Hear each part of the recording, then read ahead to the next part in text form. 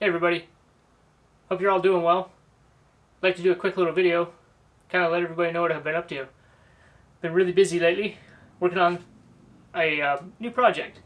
So when I get a new axe or new tomahawk in, before I take it out and use it, before I do a review on it, I usually like to make a sheath for it. Now typically I use leather, and I'm not really great at doing leather work. I just make a functional sheath. And especially if you've got an oddball one like this Franciscan, you're pretty much kind of stuck either having some custom work done or doing it yourself anyway. So yeah, normally I do a leather sheath, and a lot of times, I'm not picking on anyone in particular, but a lot of times these factory sheaths, you know, they're just sort of made one size fits all. And you know, like I said, I'm not picking on anybody, but they're not the safest things sometimes, especially if you keep your axes razor sharp. This is one that I made, and yeah, it's not the best. Point is, this go around, I had some issues with leather in the past, which I'm sure other people have too. When it gets soaking wet, leather actually gets pretty soft, and this one's actually cracked out because after getting soaking wet out winter camping and then drying out in my hot tent or getting kicked down on the floorboards of my truck and getting dried out too fast, the leather can crack. So, and it can get scuffed and scratched really easily when it's wet. So anyways, I thought this go around, before I tested out some of the newer axes I got recently, I tried something different. I wanted to try some Kydex. So I had a couple of axes.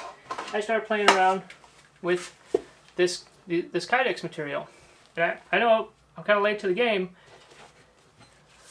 but this stuff's awesome. I really enjoy it. And I started off with a pretty simple design with this cord lock system that I sort of came up with. You just cinch the cord down, and it holds the sheath on there pretty tight. If you pull really hard, it will come off there, but it basically just double the cord on itself and then use one of these toggles to hold it in place, and it works pretty good. You just undo it and pull it right off. But I want something a little more secure. I wanted something that I could actually use the sheath to lash it to my backpack, because if you're like me and you like to crawl around in the bushes and really get into it, that's kind of important, and you definitely don't want that sheath coming off while you're out there, you know, gallivanting around in the woods. So I came up with this, and it's basically the same design, but I put this little lock on here, and you just put the sheath on, slide that up, and it doesn't come off. Now, if you've been following me on Instagram, I think a couple of you guys do, I've actually been posting on there pretty regularly through this process. And once you lock that on there, now this is 20 pounds of steel weights. It's not coming off. And then pops right off once you unlock it. So yeah, if you want to lash this to your backpack, definitely a good secure system. And that's what I wanted. I want something beefy, secure, rugged, and not really affected by the weather as much as the leather is. There's pros and cons to both, definitely, but I was pretty happy with that. And once I kind of played around with this one, again, if you were watching my Instagram, you saw that I kind of went crazy. I came up with designs for pretty much all of the cold steel stuff, and these have all been the 20-pound weight test. Again, it's just a simple little lock here, and even without the lock on, they're pretty secure. But with the lock on there, you can definitely lash this to a pack. And you can mount accessories on here too. And of course, this design carries over to different axes. But what I've found is that so far the cold steels have been so far interchangeable. I've had 100% success interchanging one cold steel to another. So far, I've tested quite a few of them. So that brings up my point for this video. I am building extras to sell, and I put them on my eBay seller page. That is ratherbwheelin on eBay. I'll put a link in the description if you're interested to support the channel.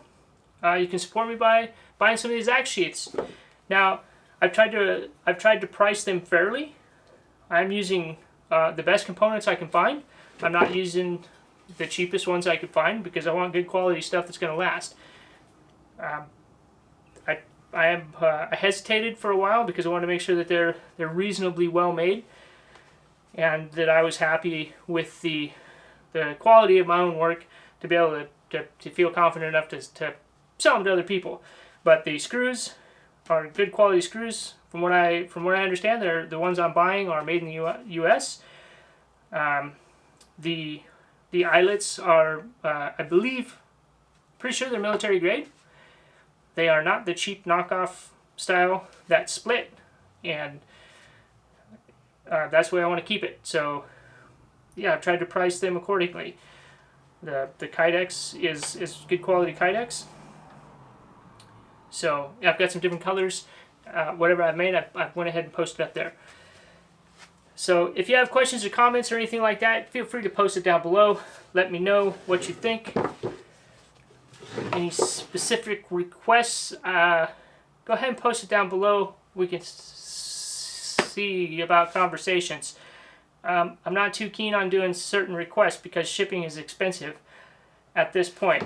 Stuff like this, I'd love to do these, but the interchangeability so far has not been great with the axes like the Wetterlings and the anything other than the cold steel. And I think I'm also going to do, I have a couple of the Fisker's axes, but I would like to branch out later. In any case, alright, I want to keep this short. So, yeah, if you're interested in some cold steel stuff, I'm going to be putting it up on the eBay, and we'll see how it goes from there.